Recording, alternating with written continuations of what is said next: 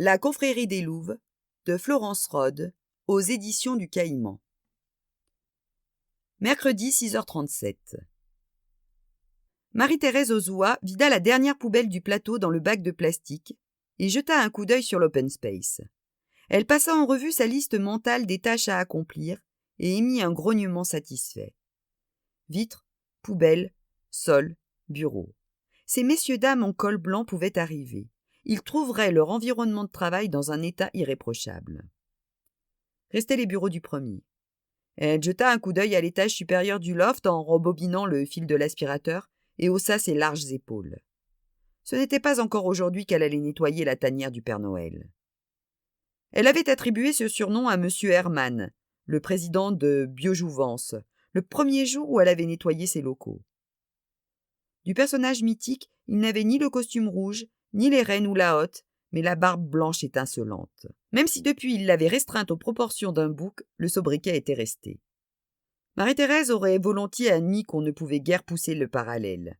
Pour commencer, le Père Noël ne travaillait qu'une nuit par an, alors que ce diable d'homme, lui, semblait camper dans son bureau, plongé dans des documents, absorbé derrière son ordinateur ou en discussion avec les chercheurs en blouse blanche des laboratoires contigus. Il était là quand elle prenait son service, tôt le matin, et aussi le soir, les semaines où elle faisait partie de l'équipe de nuit. En voilà un qui ne devait pas consacrer trop de temps à la vie de famille. Elle avait entendu dire qu'il était marié à une femme influente dans un ministère, et qui devait travailler au moins autant que lui. Elle n'aurait su dire s'il était sympathique ou non. Il ne paraissait même pas la voir. Il lui adressait seulement un signe de la main pour lui indiquer de ne pas nettoyer son bureau, sans même l'honorer d'un regard. Ça lui allait très bien à Marie-Thérèse. Elle n'avait pas l'habitude de frayer avec les occupants des locaux qu'elle était payée pour nettoyer. Ça aurait occasionné du retard dans sa liste de tâches, et elle n'aimait pas ça, Marie-Thérèse, être en retard. Mais elle respectait les gens travailleurs, et à ce titre, ce Georges Herman avait droit à son estime. Quelques mètres plus haut, Georges reposa le combiné et étira ses bras endoloris. Son directeur financier se faisait insistant. Selon lui, seule une cotation en bourse conférerait à Biojouvence la notoriété propre à attirer les investisseurs. Georges avait bien objecté que jusqu'à présent, il n'avait pas eu de problème à dénicher des capitaux, principalement aux États-Unis, mais avec l'agrément pour passer au stade de développement suivant, les Chinois se montraient également intéressés. Son collaborateur n'en débordait pas. Hors des marchés boursiers, point de salut. Georges, à qui la seule idée de s'exprimer en public donnait des sueurs froides, regimbait à la perspective de faire 2 fois par an des ronds de jambes devant un parterre de financiers. Maud, elle, n'aurait aucun problème à s'adresser des heures durant à une salle comble. Et s'il fallait que l'intervention se fît en javanais, il soupçonnait que cette exigence linguistique ne constituerait pas un problème majeur. Il se demanda à quelle heure elle repassait devant les limiers du 36 aujourd'hui. Une fois de plus, il s'en voulut de sa lâcheté. Il aurait pu au moins insister pour l'accompagner. Quand il le lui avait proposé, elle avait opposé un regard excédé, sa manière de lui signifier qu'elle n'avait pas besoin de garde-chourme, qu'elle était de taille. Il n'avait du reste aucun doute là-dessus, et cette certitude le soulageait autant qu'elle le rongeait. Mercredi, 8h11. Jesus de los Santos leur mit tout de suite les points sur les i. On ne disait plus concierge, on disait gardien. Pour le reste, rien de plus que ce qu'ils avaient dit l'avant-veille à Séverin. Elles étaient arrivées les unes après les autres. D'abord la binoclarde, une proue de navire celle-là, je vous jure. Puis la belle blonde, même qu'elle pourrait être dans les anges de la télé-réalité. Et un peu après, la poupée de porcelaine en treillis, qu'on hésite entre la prendre sous son aile ou s'en protéger, des fois qu'elle vous envoie une mandale. Pas de doute, concierge ou gardien, il avait le dialogue imagé. De la Trace félicita le petit homme aux cheveux rares pour un sens de l'observation d'autant plus remarquable qu'elles étaient toutes les trois partiellement dissimulées sous un manteau à capuche. Jesus, il n'avait pas l'air malin, mais il savait qu'un compliment de flic n'était pas toujours bon à prendre. Ce n'est pas que j'observe les allées et venues par la fenêtre de ma loge, mais ces trois-là, c'est tous les mois qu'elles viennent dîner chez Mme Schaeffer. Alors, depuis le temps, je les reconnais sans problème. Quand vous dites tous les mois, c'est une fois par mois ? Interrompit le Savoyard qui tenait à la précision. C'est ça. Enfin, puis l'été, elle n'était plus venue, mais sinon ça fait des années qu'elles viennent une fois par mois. Vous la connaissez bien, Mme Schaeffer ? poursuivit Mertens. Comme ci, comme ça. Je leur monte un paquet de temps à temps, ou je leur garde une livraison. Faut dire que côté Étrennes, elle et son mari, ils ont pas des oursins dans les poches, comme les rats du 4e. Enfin, ils avaient pas, corrigea-t-il avec l'air contrit qu'il estima de circonstance. Monsieur Schaeffer, ces dernières semaines, il vous a paru normal? Ressus essuya une paume moite sur le lycra de son survêtement. Qu'est-ce que vous appelez normal? Comme d'habitude, ni plus soucieux, ni plus distrait, par exemple? Ben non, mais vous savez, je suis pas toujours dans ma loge. Parfois, ma fille me donne un coup de main. Attendez voir. Nathalie! Sur cette injonction, une jeune femme d'une vingtaine d'années les rejoignit dans le couloir. La conclusion s'imposa en même temps aux 2 policiers. Nathalie de Los Santos avait été adoptée ou avait hérité du patrimoine génétique maternel. Ses longues boucles brunes enserraient un petit visage fin aux yeux malicieux. Elle portait une robe de laine grise que son père trouvait un peu trop courte. On le comprenait à son air désapprobateur. « C'est monsieur dame de la police, enquête sur l'assassinat du 2e. Il t'a paru normal ces derniers temps, monsieur Schaeffer ?»« Qu'est-ce que vous appelez normal ?» La question s'était adressée aux 2 officiers, mais c'est dans les yeux de Delatraz qu'elle avait planté son regard rieur. « Ben, comme d'habitude, quoi !» lui expliqua Ressus d'un ton impatient. Il était clair qu'il n'aimait pas du tout le sourire que sa fille tendait au capitaine. « Je n'ai rien remarqué de spécial. Monsieur Schaeffer était toujours cool. Il me demandait souvent comment allaient mes études. »« Vous êtes étudiante ?» Le ton glacial de Martens présentait un contraste thermique intéressant avec le bouillonnement interne du gardien. Nathalie détourna à regret les yeux vers le lieutenant. Les 2 femmes se toisèrent. « Oui, en licence de sociaux à Nanterre. » Son regard revint couver Delatraz. « Je ne sais pas si c'est important, mais la semaine dernière, il a pris un coup de fil dans le couloir au moment où il passait devant la loge. Je n'ai entendu que le début, mais ça avait l'air de le saouler grave. » « Vous vous souvenez ce qu'il a dit ?»« Ben, il lui a demandé pourquoi elle appelait, d'un ton qui restait poli, mais super excédé, voyez. »« Elle ?» ?»« Oui, c'était une femme, même qu'il a prononcé son prénom. »« Qui était ?»« Je sais plus trop, un truc en A. »« Qui commence par un A ?» Martens ne faisait aucun effort pour masquer son impatience. « Ben non, qui finit par un A. »« Barbara, Samantha, Monica !» La jeune femme secoua la tête en signe de dénégation. « Plus court. Donnez-moi votre numéro, proposa-t-elle au Savoyard. Je vous appelle si ça me revient. »« Voici le mien. » Martens avait dégainé sa carte. « On travaille tous les 2 sur l'enquête. Croyez bien que le capitaine Delatraz serait immédiatement informé de tout renseignement la concernant. » Ils prirent congé et ressortirent affronter le froid. Thibault se serait passé de faire équipe avec elle ce matin-là. Hamelin voulait qu'ils aillent à 2 interroger la concierge. Le seul qui traînait déjà à la brigade, c'était le Goff. Et Hamelin comptait l'envoyer faire ses premières armes à la morgue. Delatraz avait eu beau objecter que, froide comme elle était, il était plus logique d'envoyer Martens à la morgue et de l'associer aux Junot, pour la journée. Hamelin n'avait rien voulu savoir. « Tu penses à quoi ?» s'enquit Martens. « Je me disais que Clara, ça tient en 2 syllabes, et ça finit par un A. » Elle souffla sur ses mains glacées. « Du calme. On ne peut pas baser l'enquête sur le témoignage de cette gamine. »« T'es jalouse ou bien ?»« Ah, s'il te plaît !» Le ton s'était voulu amuser. Il avait surtout réussi à sonner faux. « Je t'ai trouvé bien prompte à sortir ton numéro de téléphone. Je t'ai rendu service. Les latins ont le sang chaud, c'est connu. Vu comme le papa rongeait son frein, ça n'allait pas tarder à dégénérer. » Il s'engouffra sans un mot dans la Peugeot de service. « Écoute. On pourrait décider d'une trêve, tu ne crois pas ?» proposa Martens. « J'ai eu une remarque d'Hamelin hier. Il trouve que notre comportement n'est pas très pro. Et c'est ça qui te gêne.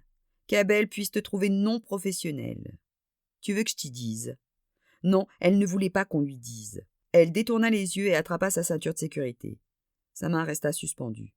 « Thibault, là !»« Pour toi, c'est capitaine Delatraz. »« Là, je te dis !» Il suivit son regard brillant jusqu'à la vitrine du traiteur en vis-à-vis. « Eh ben quoi? T'as faim ?» Ils ouvrent dans 20 minutes. J'appelle le 36, on aura un peu de retard. Mercredi 9h17. Le rapport de l'identité judiciaire s'était fait attendre, mais Aubin l'avait livré en personne. Ses yeux de poupon roux pétillaient comme dans un Alka-Seltzer. Il tendit son rapport à Hamelin. « En bref ?» lui demanda Abel sans conviction. Demander à Aubin de faire court, c'était attendre d'un roman fleuve qu'il tienne sur un post-it. « Tu avais raison. C'est une femme. En tout cas, ça peut être une femme. Ça, je te le confirme. Ce que je ne sais pas encore, c'est comment elle s'y est prise pour le maîtriser. Bombe lacrymo ? Non, pas une gazeuse. On l'aurait vue dès lundi. » Hamelin se rappela le regard du restaurateur ce soir-là, fixe mais sec. « Tu n'es pas loin, cela dit. L'agresseur a utilisé un paralyseur électrique. Vise la 3e photo du rapport. Qu'est-ce que tu dis de ça ?» Hamelin se pencha sur le cliché qui grossissait à une vue du polo blanc et vert que portait Schaeffer le soir du meurtre. Une flèche ajoutée au marqueur pointait vers une auréole brune, à peine visible à la surface de l'étoffe. « Rafraîchis-moi la mémoire, Aubin. Il faut être en contact avec la cible avec ce type de joujou, non ? » « Correct. Ce sont les tasers, ou plus doctement, pistolets à impulsion électrique qui projettent des électrodes à distance. En France, ils ne sont pas en vente libre. Les flics, les gendarmes et les militaires sont les seuls à en être équipés. En l'occurrence, ta meurtrière a utilisé un paralyseur, ou plus vulgairement, un choqueur, qui nécessite un contact rapproché avec la cible. Et tu vas me dire qu'il est très facile de s'en procurer. Il suffit de quelques clics sur Internet. Il y en a de toutes les formes. Certains ont même l'apparence de téléphone portable. C'est cher ? Tu en trouves à tous les prix. Les moins chers coûtent environ 20 €. Beaucoup plus difficile à tracer que les tasers qui sèment aux 4 vents des petits confettis d'identification quand on les actionne. On ne te demande même pas une pièce d'identité. Pour l'achat d'un pistolet flashball ou d'un gomme-cogne, une carte d'identité est requise. Mais pour un choqueur, pas la moindre. Pas grave, on a enfin une accroche. Parce qu'elle a bien dû se le procurer quelque part, son choqueur, ma cliente. Elle ne l'a pas bricolé de toutes pièces. Par ailleurs, ça nous apporte une preuve supplémentaire qu'elle connaissait Schaeffer, ou il ne se serait pas laissé approcher. Tout dépend du châssis de la fille, je dirais. Ça me rappelle l'histoire du gardien de prison et de la... Et côté empreinte. Une collection. La plupart collent avec les relevés papillaires du personnel. Restent 2 qui ne correspondent à personne. Mais on doit encore contacter un représentant venu vendre un four mixte vapeur la semaine dernière et un commis démissionnaire. On va creuser, mais je n'y crois pas trop. Autre chose ? 2-3 points de détail que tu trouveras dans le rapport, mais rien de très utile. Au fait, j'ai croisé Van Ling dans l'escalier. Plus gris qu'une plaque d'égout. Tu t'efforces toujours de le dérider, ton procédurier ? Oui, sans trop de succès d'ailleurs. Tu ne te lâches pas assez. Faut aller dans le graveleux.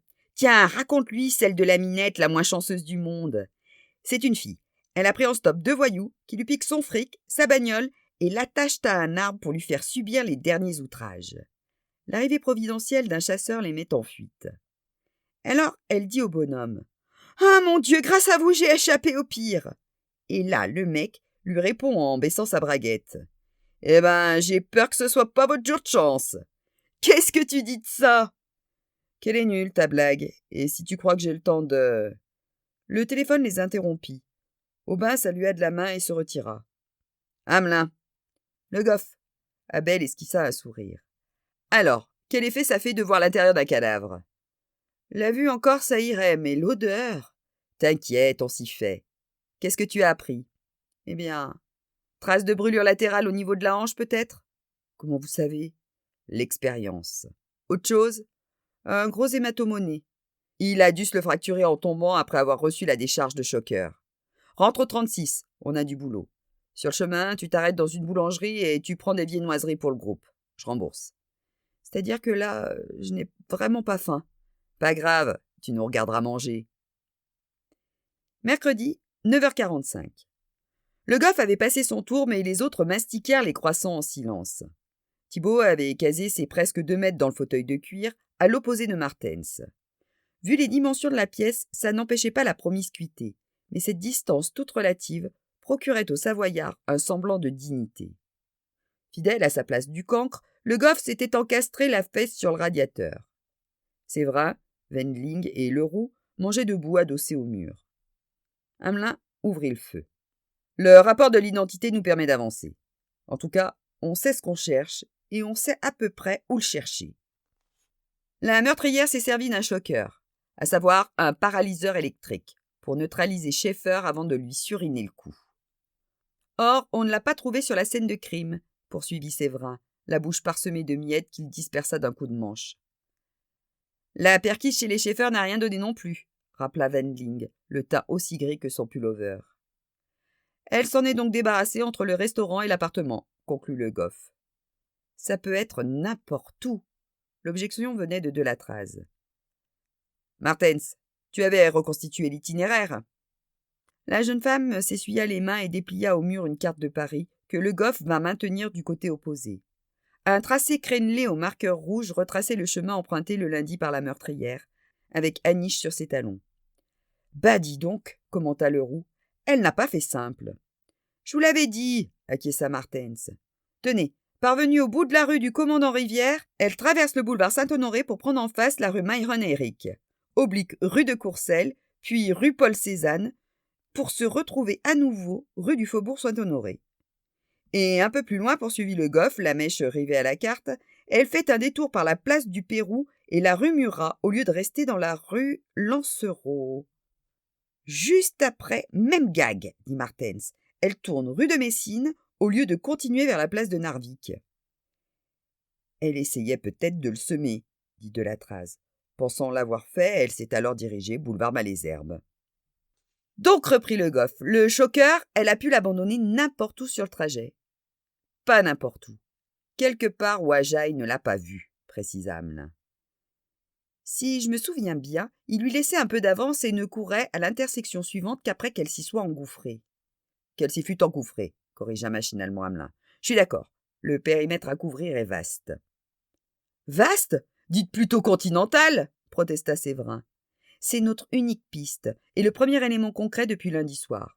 Le Goff, Séverin, Leroux et Wendling, vous me faites du porte-à-porte sur tout l'itinéraire. Vous interrogez les bignoles, les éboueurs, les passants, vous fouillez les poubelles, vous regardez sous les voitures, vous inspectez les paniers de Vélib.